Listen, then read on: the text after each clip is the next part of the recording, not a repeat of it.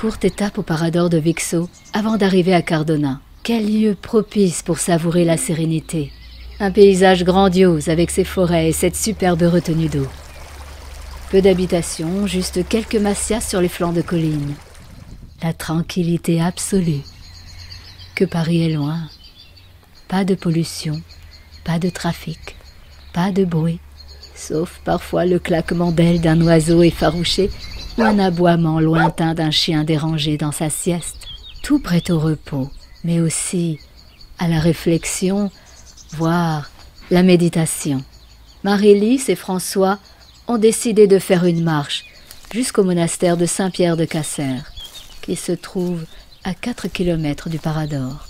Ancien château, avec une chapelle dédiée à Saint-Pierre, il est devenu monastère bénédictin au milieu du Xe siècle, sous l'impulsion des vicomtes d'Ossana et de Cardona.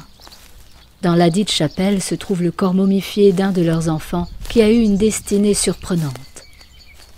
3 jours après sa naissance, il parlait et demanda à ses parents qu'à sa mort, qu'il annonçait proche, on le mette sur un mulet et quand l'animal s'arrêtait, que le construise un monastère.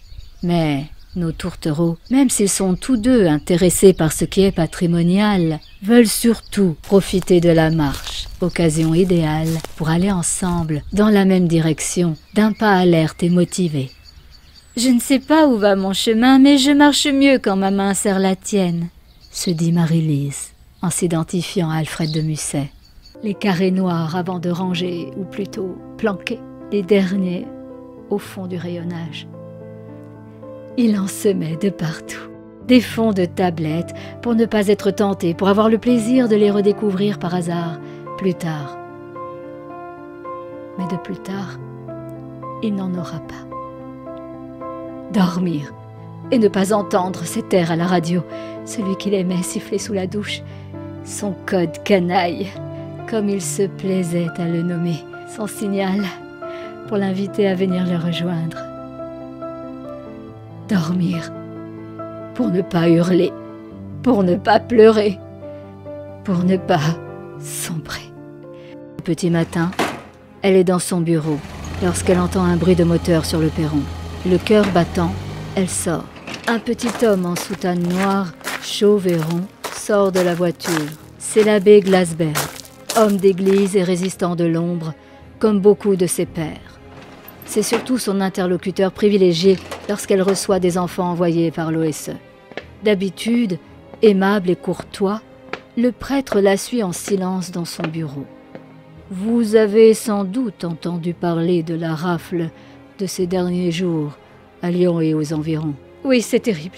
Il paraît que c'est Vichy qui a ordonné d'arrêter les Juifs étrangers. C'est vrai? Oui, hélas. Ils en voulaient 10 000. Mais ils n'ont pu en avoir que 1000. Actuellement entassés dans le camp de Vénissieux. Que vont-ils faire de ces pauvres gens? Ils vont d'abord les transférer vers le camp de Drancy, en région parisienne, et ensuite... on dit qu'ils vont travailler dans des camps en Allemagne. C'est ce qu'on a dit jusqu'à présent, oui. Mais cette fois, ils ont pris des familles entières, des vieux, des enfants. Quoi alors? Mais nous sommes venus à Londres, car ma fille Madeleine, que voici, est désormais une jeune femme en âge d'être mariée. Cette année, elle fait donc son entrée dans la bonne société et participe à cette saison mondaine, en espérant avoir la chance de trouver un parti qui saura lui convenir. Annabelle sentit le rouge lui monter aux joues. Cette approche manquait cruellement de subtilité, d'autant que Lady Lambe fit cette déclaration en lançant un coup d'œil appuyé au comte. À cet instant, son vœu le plus cher était de pouvoir disparaître pour échapper à ce moment gênant au possible. « Je dirais même une ravissante jeune femme !» reformula Lady Cavendish. « Enchantée, ma chère !» Cet accueil ne fit qu'amplifier sa rougeur. Troublée par ces paroles échangées et par la présence du comte, elle répondit un pauvre « Tout le plaisir est pour moi ». Lady Cavendish déclara ensuite « Laissez-moi vous présenter ma sœur, Lady Douglas, et son fils, Liam Douglas, comte d'Angus. » Comme si elle n'avait attendu que cette opportunité, Lady Lambe adressa aussitôt au comte un énorme sourire. Elle tendit sa main gantée et lui dit en minaudant Ravie de faire votre connaissance, sire.